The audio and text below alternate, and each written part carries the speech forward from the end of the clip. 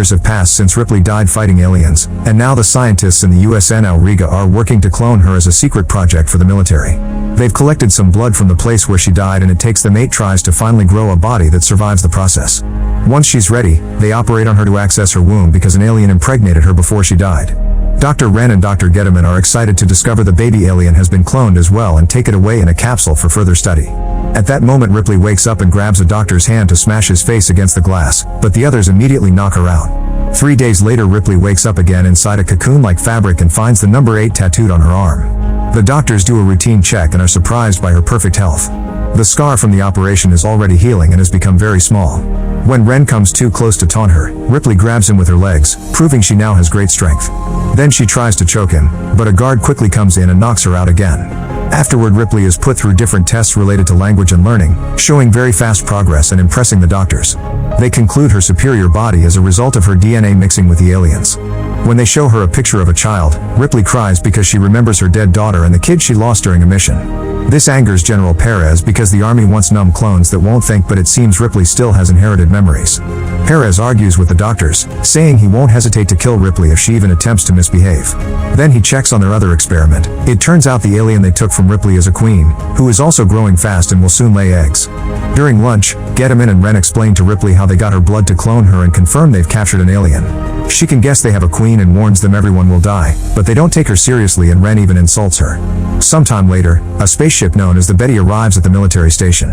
The crew is formed by mercenaries, and Johnner likes to play with knives. He throws one at Engineer Vries's leg because he's paralyzed from the waist down, but Call doesn't like this type of joke. The station's guards check that the crew isn't armed, and the mercenary leader Elgin announces he's brought the cargo. It turns out they were hired by Perez to kidnap a bunch of civilians that they could use for their alien experiments. After getting paid, Elgin asks for room so his crew can rest for a couple of days. Perez agrees as long as the mercenaries stay away from the labs.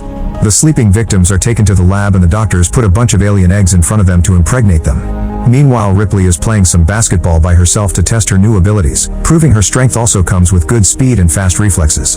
The mercenaries find her and Johnner tries to play with her, but Ripley moves quickly and doesn't even let him touch the ball. When Johnner comes too close and tries to flirt rather creepily, Ripley immediately brings him down with just 2 moves. Another mercenary throws the ball back at her, and when Ripley turns to catch it, Christie hits her with some gym weights. Ripley's nose bleeds, but she isn't too bothered, so she quickly brings down Christie as well. At that moment, the doctors come to take her away, so Ripley throws the ball perfectly and wipes her nose before leaving. The blood falls on the floor and dissolves the metal, revealing Ripley's blood is now an acid just like the aliens. Sometime later, Gediman checks on the alien experiments, and one of them growls at him through the glass. Gediman makes faces at it and kisses the window, but when the alien snarls, he releases some freezing gas to calm it down. Now the alien steps back whenever he threatens to press the button. Meanwhile, Call pretends to be drunk, so her crewmates kick her out of the room. She sneaks around and uses a special spray on a lock to access Ripley's containment unit, where she takes a closer look at her. Seeing the scar, she concludes the alien was already removed. When Ripley wakes up, Call offers to kill her, but Ripley isn't scared and makes a bold move. Call has to watch how her blade goes through Ripley's hand and the blood corrodes the blade, and when she takes the knife back, the hole quickly closes. Then Ripley makes Call touch her face, saying she can sense the aliens. Call wants Ripley to help her kill the aliens, however Ripley says it's too late. On her way out, Call is intercepted by guards and Wren. Then the mercenaries are yelled at by Wren, who points out they've broken the only rule and threatens with execution. The mercenaries immediately open fire and a gunfight ensues with the guards, but Elgin's crew works together to overpower them and easily bring down all the soldiers. Then Elgin demands to know Call's real intentions, so she confesses she's an undercover agent who came to stop the doctor's illegal experiments. At the lab, Gediman sees this and tries to call security. While he's distracted, 2 of the aliens in the cell gang up on a third and kill it, causing its acid blood to eat through the floor. All this is sensed by Ripley and her unit. Gediman tries releasing the gas, but it's too late. The aliens have escaped through the hole in the ground. When Gediman goes to take a closer look, an alien claw reaches out and kidnaps him. As the alarms start echoing in the ship, a guard also enters the cell to check the hole, only for an alien to press the button and kill him with the freezing gas. The Betty crew drops the argument to run while the soldiers rush to the pods to escape. The first one leaves safely, but an alien manages to get into the second one and starts killing the soldiers. Before the hatch closes, Perez throws a grenade inside the pod, which explodes as soon as it flies away. While he's distracted, an alien appears behind him and kills him. Vries is in another room looking for parts when he sees an alien above him, so he shoots it and causes some acid blood to fall. His leg doesn't hurt, but his hand does, so he starts shooting like crazy. The other alien is trying to reach Ripley, who uses her super strength to open the control panel and her blood to cause the circuits to short, opening the door to finally escape. The mercenaries are making their way back to their ship, but Elgin splits from the group when he sees Vries's weapon on the ground. Suddenly something startles him, but it's just some tubes falling. Once he steps closer to the fallen weapons, an alien reaches through the grate and kills him. The crew hears him scream and comes for him, but it's too late. The alien appears behind them, so they try to run away, only to find the door locked. When the alien takes a closer look at Elgin's body, it's suddenly shot by someone in the hole. It's Ripley, who had been hiding. The mercenaries get angry and threaten Ren until he admits there are 12 aliens in the station. The group agrees to team up with Ripley despite Call's protests, and before they leave, Ripley takes the alien's tongue for Call to have a souvenir. As the group moves, they reunite with Vries. Ripley then announces she can sense the station is moving, and Ren confirms autopilot kicks in during emergencies. The station is going back to Earth and nobody likes the idea because the planet is currently a wasteland, so they need to find the Betty. The group keeps on moving, but Ripley stops when she finds another lab. Inside, she's horrified to find the failed clones, who have become hideous creatures. Numbers 1 through 6 are dead and contained in stasis tubes, but the 7th is still living, kept alive on a table by tubes and ventilators. Number 7 asks for mercy, so Ripley uses a flamethrower to kill her and destroy the whole lab, burning down the other clones too. Call is also disgusted and punches Ren for it. In another room, the group finds the victims the mercenaries brought for the experiments. At first they think everyone is dead, but a man called Purvis suddenly starts yelling. He calms down when he sees they won't hurt him. However, when Ripley smells him, she confirms there's an alien inside him and doesn't want to bring him along. Call refuses to abandon him and says that if they get to escape fast enough, they can put Purvis in cryostasis for surgery later. The team continues to make their way to the Betty, bringing Purvis along. The next area they need to cross is the mess hall, which is now completely underwater because of the emergency sprinklers. Vries has no choice but to leave his wheelchair and get harnessed to Christie's back. Unfortunately, the next corridor is even more flooded and the group has to swim to cross it. Soon 2 aliens appear behind them and Johnner immediately shoots one down, but the other keeps going and manages to capture a mercenary, taking her away. With the alien busy with its kill, the group continues to swim only to find the area covered with a nasty membrane. Ripley breaks it with her strength and everyone resurfaces to breathe again, but there's a nasty surprise waiting. They're surrounded by alien eggs. A creature jumps out of an egg and grabs Ripley's face, so she goes underwater to struggle against it until her strength kills it. The rest of the group also goes underwater and shoots a bunch of grenades through the hole to kill all the eggs. At that moment, the alien from before reappears in the water, so the group leaves through the hole and starts climbing a ladder. The door at the top won't open and Ren takes Call's gun with the excuse of shooting the lock, only to shoot her instead. Call falls in the water and furious Vries tries to shoot Ren, who moves aside and lets the shots finally open the door.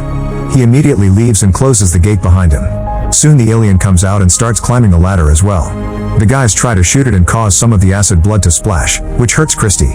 Johnner opens fire as well and kills the alien, yet the creature is still holding onto Christie's foot while Vries holds onto the stairs. Wanting to save his friend from the extra weight, Christie releases the harness and falls to his death with the alien.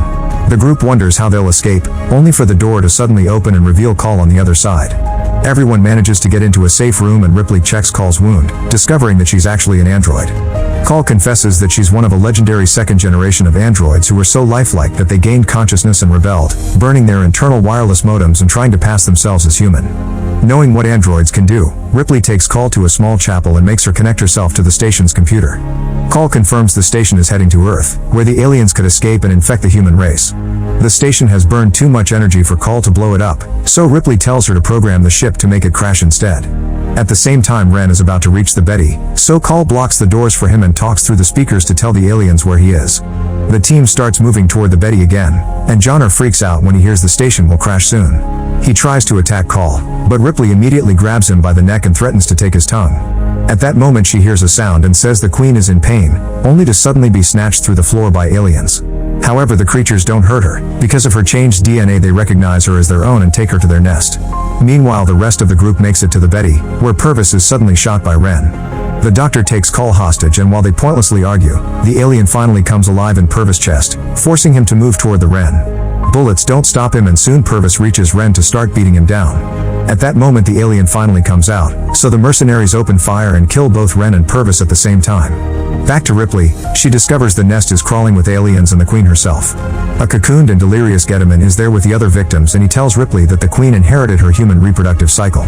After laying her first round of eggs, she gives birth as a human being would, developing a uterus-like pod and birthing a bizarre creature that is half human, half alien. The newborn immediately kills the Queen and licks Ripley, claiming her as its real mother. When Gediman starts talking again, the newborn bites off the top of his head. Ripley uses this distraction to escape and runs to the Betty, which is about to leave.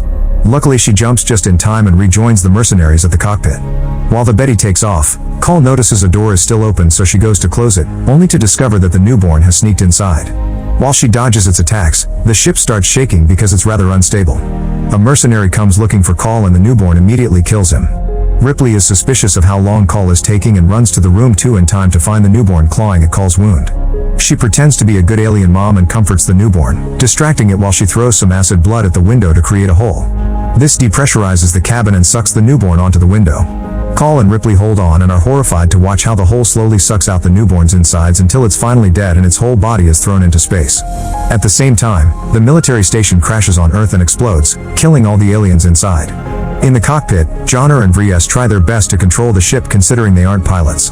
There's some more shaking and lots of heat, but thankfully the ship lands safely on Earth and everyone is alive. Ripley and Call sit together to stare at the remains of a city, wondering what to do next.